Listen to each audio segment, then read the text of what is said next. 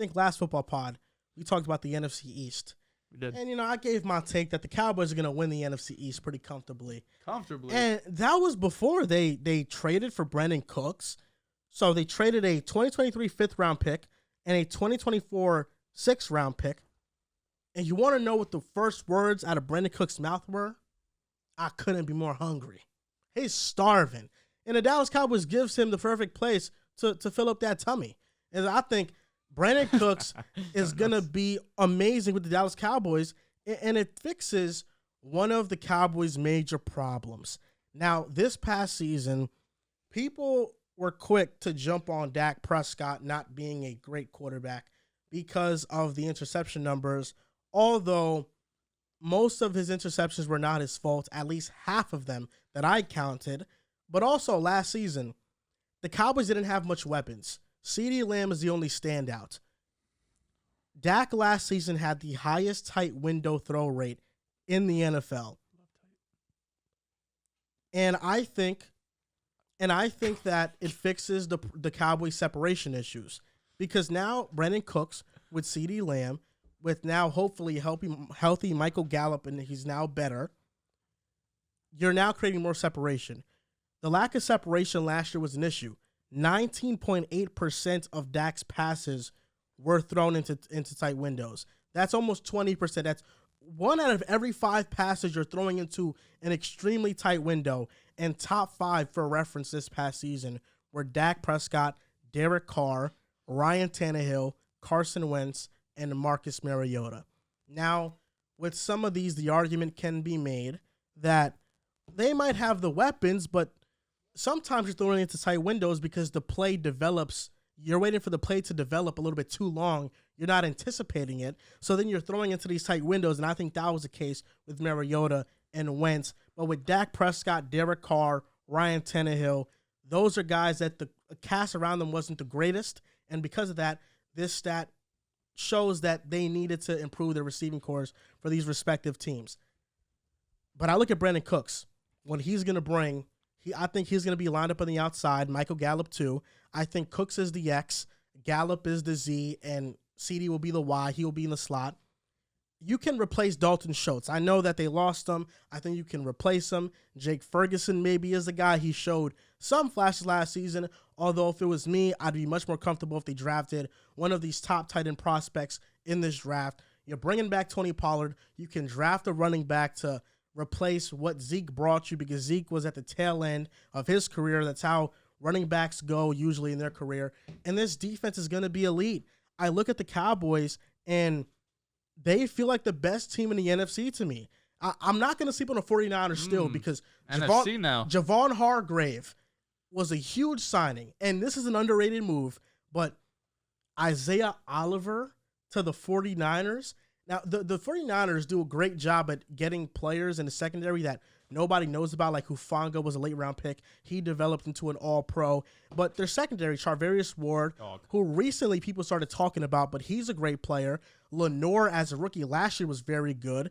Ambry Thomas was good last year.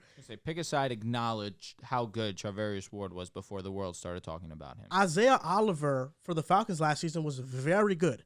And he's very stout in run defense. He can man up. He plays cover. He's good in zone. Oliver, to me, was an underrated signing, and I don't want to sleep on the 49ers just yet. But with them, it's always a question of the quarterback. You know, they're going to get by the regular season. In the playoffs, they're going to win 1 or 2 games. But it always comes – in the NFC Championship, I don't know what it is with Kyle Shanahan. He just cannot get past it, outside of if they're facing Green Bay, of course. But I don't know. That's the thing. But I look at the NFC. The Eagles lost a ton of players. They lost coordinators. The 49ers quarterback is an issue. Maybe Sam Darnold went starting the job, and we're going crazy over the former 3rd overall pick. No, I wouldn't be going crazy. But really, the Cowboys... You'd be in pain? Yeah, a little bit. The Cowboys, to me, feel like the team that... No, they're going to win the NFC next year. I think they're going to win the NFC. And this is the first offseason that they've made splash moves. When's the last time the Cowboys have made a splash move in the offseason? All they've done is I feel like drafting CeeDee was pretty huge. And all they do is re-sign their guys because they've had talent for a long time. That's what I'm saying.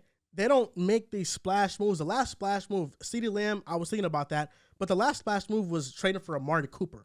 That was the last splash move. That was a minute ago. That was during the season, wasn't it? Yeah, and that turned their season around mid-season. But in the offseason, they have not brought in big-time players to fill needs. And in this offseason alone, they brought in Stephon Gilmore. They brought in Brandin Cooks. And I don't know why Cooks gets traded all the time. He actually made history. Brandin Cooks is now the most traded player in NFL history, tied with Kiko Alonso. Damn. I'm glad you mentioned that because I wanted to talk about the packages that he's been traded for. At this point in time, in 2017, he was traded for a first and a third. In 2018, he was traded for a first and a sixth. In 2020, he was traded for a second. And in 2023, he was traded for a fifth and a sixth. So that's 2 firsts, a second, a third, 2 fifths, and 2 6th-round picks. He produces no matter where he is. He's a dog. He actually said that he'd rather get traded because that means that teams are not waiting for him to hit the open market. So he takes it as a compliment. They want him. He's had 6 seasons of over 1,000 yards. Very calm. His last 1,000-yard season was not this season, not this previous season, but the season before that. And he was on pace this year for like 950 if he stayed healthy. He quit this season. I was going to say, it was a matter of health, but at the same time, he wanted nothing to do with the Texans because he wanted to be traded. Yeah. It was a shock that he wasn't traded mid-season at the trade deadline, especially with how active this trade deadline was, this most previous one. He's hungry. But this was a solid move. Extremely We get a non-biased Cowboys take now, too. No more Zeke. And it's not non-biased. No, it's talking about talking with me. It's talking with me.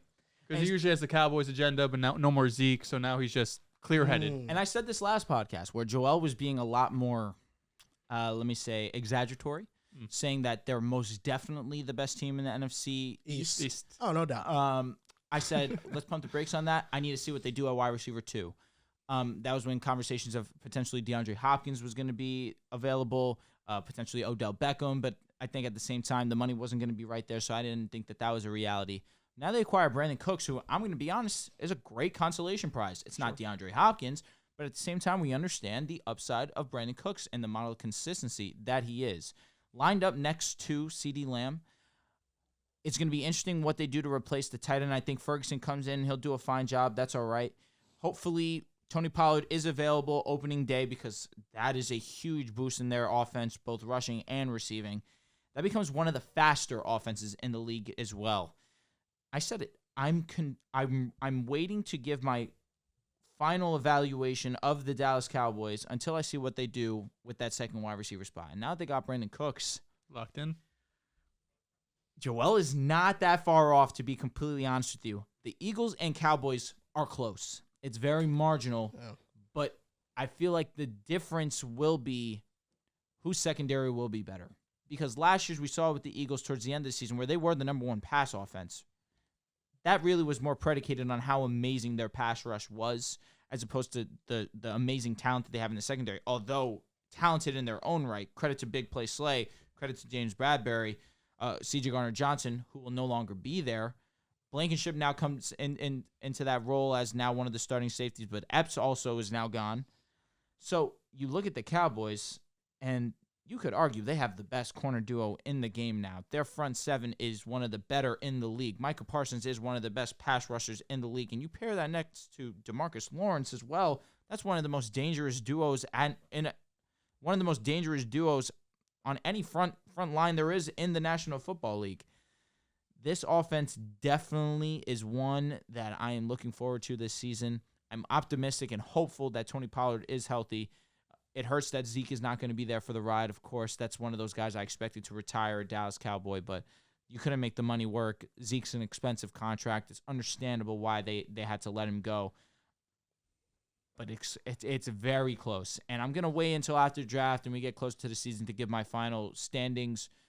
But the Dallas Cowboys have had an unbelievable offseason. In my opinion, the second best offseason. What Drew's Broncos. What Drew's basically saying is that he's going to pick the Cowboys when it's time to pick the Cowboys. That's what he's saying. He's not going to make the take now. He's not going to be like me and make it a week early. He's gonna wait, but he's going with the Cowboys. Because I know draft time is coming around. I know the Eagles have a top 10 pick. Yep. That pick could be huge. Probably will be. There's going to be a great player at that position for the Philadelphia Eagles. And Drew, what you didn't mention is that last year we know the Cowboys and Eagles were close. If the Cowboys face the Eagles in the NFC Championship, the Cowboys win that game. And they go on to the bowl. We know that. That I don't know. Serious. That I don't know. Be so serious. We know that. They got smoked out by Dehls. San Francisco 49ers. Put your and Eagles Dak bias actually, aside. Dallas, They're being biased. Dak I haven't said trash. a word. They're being biased. I haven't said a word. I could agree with you. How do you know? Let's go. I don't think you have anything against Dallas. I don't have anything against Dallas. He says I have Eagles. I have a Jalen Hurts agenda. If Jalen Hurts leaves the Eagles tomorrow, agenda, you have an Eagles bias. that's a fact. But it's not like I have this hatred towards the Cowboys because I love the Eagles. I just love their quarterback. I mean, it's fine to admit that the Cowboys would have whooped that ass. Unlikely. Unlikely. We know that. What would I have don't think it's an happened? ass What would whooping. happen in the Super Bowl? Cowboys Chiefs. What would have happened? Would have been that The close. Chiefs won. The Chiefs would win. Pretty comfortably, I Chiefs think. would win. Because Dak isn't like Jalen. No, What do you because mean? You Mahomes said- is Mahomes. I thought you said that Dallas was going to win the whole shebang. No, I didn't. I said they were gonna get there. He did. He did I say ne- they I would never win. said He'd that. win the Got it. NFC. The Chiefs was They would always win. my winners, man. That's a fact. Great deal for the Cowboys. Solidified 2 huge holes, cornerback 2, Stephon Gilmore. And right when they made that move, I was like, if they just get a wide receiver 2, this roster's in really good shape, and we're just only a couple weeks into free agency. And they did that, getting Brandin Cooks. And when he's healthy, he's basically a lock for 1,000 yards. We talked about it at length last season, how Dak Prescott needs more weapons, how Michael Gallup coming off a torn ACL, and you have Noah Brown, who's this journeyman, just isn't enough at the wide receiver room for Dallas. They did lose Dalton Schultz, which I think is bigger than maybe you guys are talking about, because listen, or at least Joel, because the tight ends in this class, yes, they're very promising and they have a lot of upside, but historically, tight ends just do not make an impact year one. Outside of Kyle Pitts, who had 1,000 yards, you go down the list, there's a very small group of guys. Even if you look at the Mark Andrews of the world, who's a fantastic tight end now, took him multiple seasons for him to really get going. So while they did lose Dalton Schultz to be like to be Mark Andrews, to be Mark Andrews, not like Mark Andrews was as good as Dalton Schultz's rookie year. I don't think so. Yes, he was. I don't think so. What did Mark Andrews put up his rookie year? I'd be curious. 552. Okay, that's calm. Schultz is like second year an was 809 guy. No, he's not. He did it one time. That was No. the year. 2020, Dalton Schultz had 615. 2021, he had 808. And 2022, he had 577. And Dak missed time last year, and that He had definitely impacted. 615, but Dalton Schultz didn't play his rookie and sophomore season. It was until his third season where he had 615 yards. Mark Andrews as a rookie had 552. Okay, maybe Mark Andrews wasn't the best example. Not the best by any but means. even his rookie year, we're talking about 540 yards, and that's for one of the best tight ends who's right now. Yes, but Year 2, he was at 852. But this is the thing, though. Dog. This is where I disagree with this thinking, because Don't harp on the Mark Andrews point. I think he knows that. no, he made a it's not mistake. the Mark Andrews Okay, point. good. It's the fact that if you have CD and you have Cooks, 2 guys that will go for 1,000, you don't need your tight end to go for 800. You don't, not necessarily. You can your tight Especially when end can, Tony Pollard is both a your tight rushing end and can receiving give you threat. 500 and you're fine with it. Like that's great production, in my opinion. And Ferguson, I think that it was a calmer transition for them because Ferguson has had success. He showed with some that, moments no last doubt. year. Like What do you have, only 4 300 yards? teams. Only 4 teams last season had 2 players that had 1,000 yards receiving or more. It's a very rare company. Only 2? Only 4 teams. Oh, 4. Okay. I'm just saying the rookie wide receivers hit at a very larger rate year one than rookie tight ends and have a larger impact. Can we take a second and me try to guess who are the 4? Yes. I appreciate that. Miami Dolphins. Yes. I'm wondering if Jamar's injury did not have him at 1,000. I'm just gonna say the Bengals. I'm looking at That's it. okay. Right Go ahead. You said the Dolphins, right? The Dolphins absolutely were the lock. now. Jamar Chase did. Okay, have he it, did. yeah. All right. So then the Bengals for sure. Yep. This is where There's 2 more that should be pretty easy. I'm overthinking it. I know Gabe Davis didn't get 1,000. No, and I know The Eagles. facts. The give Eagles. us Yeah, some I fucking can't. I know he didn't. He gave us 0. So time. far it's the Eagles, Dolphins, and the Bengals. and the Bengals. All right. And There's actually 2 more teams. Sorry. oh, so there's 5. The Niners didn't do it. Debo was No. probably hurt, right? No. Chargers? No. Mike Mike? Williams and Keenan got hurt too much. They both didn't get 1,000 actually. Yeah. Keenan missed 8 games. One of the teams plays for the NFC. Both teams. The Both teams. last 2 Last teams two. are in Bucks, NFC. they Bucks, too much no. time? Godwin didn't. Bucks. Yep. Bucks got it. Godwin What? did get 1,000. What a fucking animal. 1,023. He's him. And the other 2 in the AFC? No, he No, said there's the one last one's more. in the Oh, NFC. Yo, we're selling. I'm overthinking it. That's all it is, truthfully. It's 2 players that were you're probably surprised that they got it. Was it Seahawks? Yeah. there you go. Lockett does it in his sleep, and then Mm-mm-mm. DK's DK. To get back to the Gino. Cowboys, though, Smith. I do You're think Smithian? Yeah. Cooks is fantastic, right? I think you could damn near, if he's healthy, lock him 900 yards plus. Maybe he gets that 1,000. I still do think another wide receiver or another weapon of some kind is needed on this team. You guys are Jake Ferguson guys, it sounds like. I need to see it before I could lock him in to be a number 3 receiver on a team that Joel thinks could go to the Super Bowl. So I would like them to see to get some sort of weapon. Maybe it is that rookie tight end who they could develop over time. I don't think they're going to come in and have a large impact year one. But with that being said, it's not ridiculous to say the Cowboys can make the Super Bowl because the NFC is weak, right? It's not crazy. I know Joel loves his hot takes and all of this, but it's not that crazy. And I know I am, the Eagles truther of the group here. And I just want to say, the Eagles might have lost 6 starters. Javon Hargrave, by far the biggest loss. They're gonna miss him a lot. For sure. But you still have Fletcher Cox. You still have Jordan Davis. And then you go around the rest of their losses. They lost a guard and Isaac Samalo. That's a big loss. The rest of the offensive line's ridiculous. It is. They lost Samalo. They lost TJ Edwards, a linebacker, a safety, and CJ Gardner-Johnson's a really good player. But a lot of pieces who they have 2 first-round picks. They have 1 or 2 second-round, I think 1 second-round pick and a third-round pick. They have picks to be able to come in, especially the 10th overall pick that if they wanted to, could trade down and get more picks on day 2. And you know how Roseman is, wheeling and dealing. He made the CJ Gardner-Johnson trade just before the regular season last year. So it's not like they're going to go into next season with the team they have now. They're going to be making moves. They're going to be plugging holes. And it's not like outside of Hargrave, I don't see this massive, huge hole that the Eagles, oh my God, they lost all these guys.